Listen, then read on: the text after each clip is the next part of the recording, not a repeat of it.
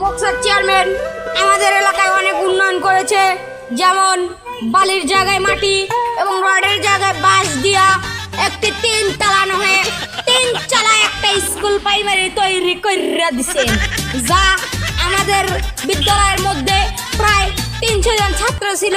ওই স্কুলটি 3 দিনের মধ্যে বুড়াইয়া পড়ে 300 ছাত্র মারা গেছে। মকসদ চেয়ারম্যান যদি আমাদের এই আসন্ন নির্বাচনে যেতে, তাহলে তো আমাদের কাম একদম কেস হয়ে যাবে।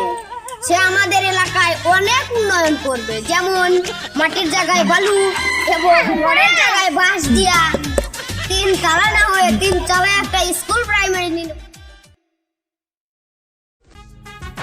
আমাদের সামনে এখন বর্তমানে মকসদ চেয়ারম্যান হাজির আছে। এখন মকসদ চেয়ারম্যান ক্যামেরার সামনে রয়েছে, আপনারা তো সবাই দেখতে পাচ্ছেন। আর আমাকে খুব ভালো করে চিনে রাখেন, আমি কিন্তু এলাকার অনেক উন্নতি করছি। যেখানে রটের দেওয়া কথা ছিল ওইখানে আমরা বাঁশ দিয়ে একটা 3 চালা একটা ঘর তৈরি করে দিছি। কিন্তু এই যে কালবৈশাখী ঝড় আসতেছে, হয়তো কালবৈশাখী ঝড় আসার আগে একটা বুড়াইয়া পড়ে।